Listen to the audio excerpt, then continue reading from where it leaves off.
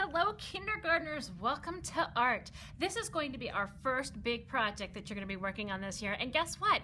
It's all about you. This is going to be like Maddie in our story about too much glue. You should have a piece of paper like this in front of you at your desk when we go back in a few moments. The first thing you need to do is find a pencil and write your name down at the bottom. I'm going to write my name on there, Mrs. Congdon. Now I know that this is going to be my paper to work on when I come this time and next time.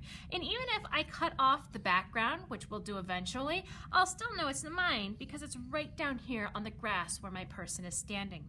The first thing you're going to do with this and your pencil is draw what you're wearing today so that you can show me a picture of you. Or maybe you want to draw one of your favorite outfits. You get to pick. Take a look. What kind of shirt are you wearing? Is it short sleeve or long sleeve? Are you wearing shorts, pants, skirt, or maybe you're wearing a dress? What colors are they? Do they have patterns and prints on them? You're going to want to look at those things before you get started. I am going to speed up the film so you can see how I make mine look a little bit like me.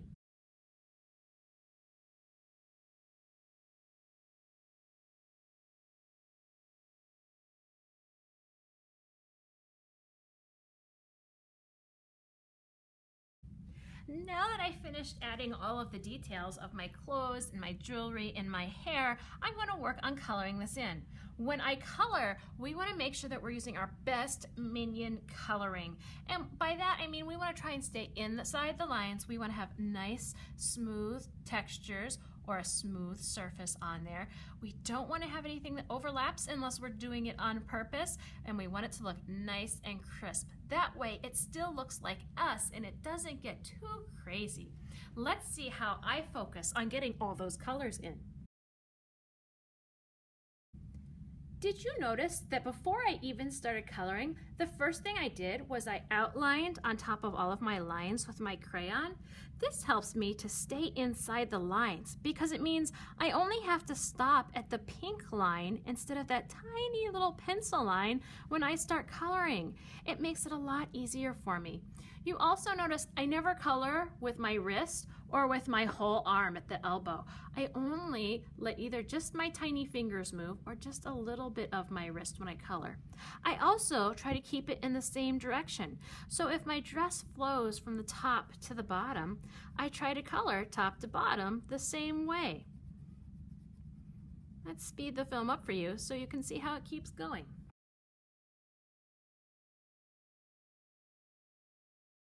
Say, did you notice when I was drawing over here, the point broke off my crayon? That's okay. Did I need to throw it away? No. Did I have to switch it out for another crayon? I sure didn't. I just kept using it and it worked. It traced everything just like I needed it to. Now I'm going to use that same crayon and I'm going to go back and start coloring in my jacket. No need to switch. It works just fine.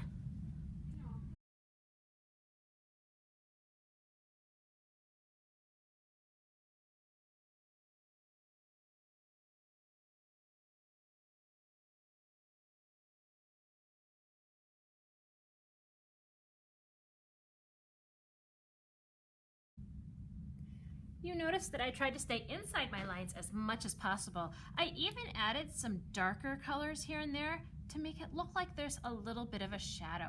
You can add a shadow any place you think might be a little bit darker. So for example, if the sun's shining this way, it would be lighter on this side, but darker on this side of my sleeve where it wraps around underneath a little bit. So I could add just a little bit darker purple on top of that blue purple that I already had. And it almost makes it look a little more 3D, don't you think? Same things with shadows under your chins. You can add just a little bit darker color. I'm pushing very gently on this so that it just shows up a little bit. Same thing around my nose. Just kind of like that. Maybe my skirt is putting a little bit of shadow down here where it finishes up my dress. I'll put a little bit there. There we go. My thumbs are a little tucked underneath, so they would have a little shadow at the side of my arm, just like that. Now you can color in the bottom where you're standing. It could be grass or carpet or tile. You get to pick that part.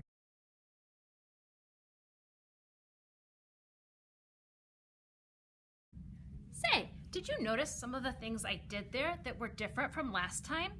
Did you notice that when I wanted to color this part, it was really hard for my hand to have this angle?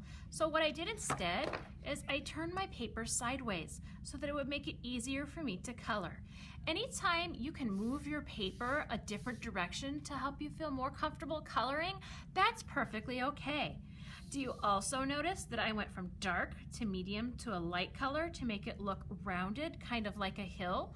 That's a secret too that can help things to look like they're more rounded or 3D.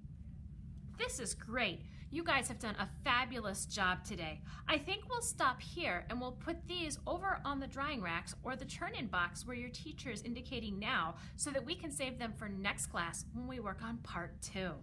Have a great day, kindergartners.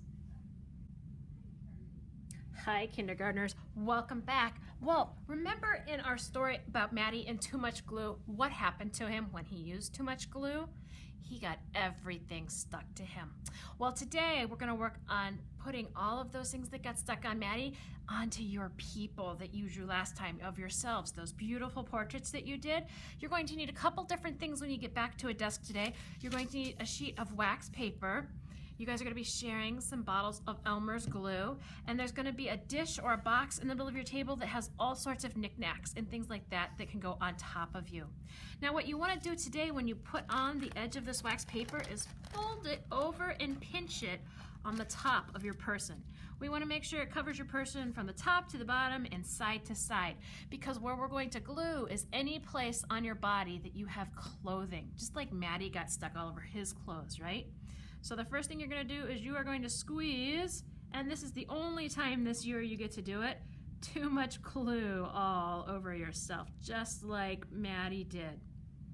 So I'm doing it just on my clothes. I outlined it first with the glue, just like I outlined the first time with my crayons before coloring it in. Now here's the coloring in part. It's a little sticky and it's fun. You can take your finger and you're going to start smushing that glue around so that it kind of colors in between that glue. That feels really goopy. It's kind of cold, but that's okay because we know that when we're finished, glue washes right off your hands in the sink, doesn't it? Makes it easy peasy to get cleaned up with this kind of glue.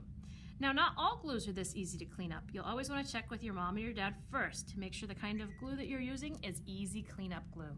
Now that I did that, I'm going to go wipe my finger off really quick on a tissue or a towel, not on my clothes or on my own skin, so that it's not so sticky. Because now I'm going to take all those types of things that got stuck on Maddie and I'm going to stick them to me. You're going to have some scissors too, so if you need to make some of those pieces smaller, you can. But remember, none of them really got stuck on Maddie in a special way. They were just kind of all over Maddie. So when I put these on me, I'm just going to sort of put them all over me. I might drop a button here and there, maybe a bead, a little puff ball. You'll just have to look to see what's in your tray on your table that sort of fits on your person. I'll stick some raffia on there. Oh, here we go. Got some crazy crinkle string. Oh, I want to keep that lined up. If I bump it, I can just move it back over. Just like that. Uh-oh, my fingers are getting pretty sticky. Let's see, I might put a few more things on. I don't want to put too much on because I'm going to have to cut this out when it dries. That, my friends, is very tricky. So, I want to make sure you're just staying inside those lines with a few different things. You might take a little bit more time to glue your stuff down, and that's okay. Did you know that all artists work at a different pace? That means fast or slow. It's how fast or slow you go. Some of us work really fast. Some of us are very meticulous. We're very careful about where we want to put things, and we think about it first, and then we glue it down. So they might finish a little bit later. That's perfectly okay, because if we have somebody that finishes early, we always have some early finisher options at some of our centers. And your teacher will talk to you about those as the year progresses or moves forward. There we go. So I am just about done. Oh, it's starting to stick to my fingers. I better finish. Now, Now what should I do? It's all wet and sticky and I have to clean up my table. Oh, I know. I can move it to the drying rack. Your teacher can point out where the drying rack is in your room. When you do that, you want to take it with both sides very carefully and lift it straight up and carry it over to that drying rack, because you'll notice your name's on this paper, but it's not on this one. So very carefully take it to the drying rack. Maybe even when you get there, your teacher will be ready sometimes with a stapler, and they can make sure it doesn't fall off by just stapling it up there in the corner for next time. Great job, you guys. Once you're finished, wash your hands, and then you can start cleaning up your tools, and we'll put it back in the boxes where they belong.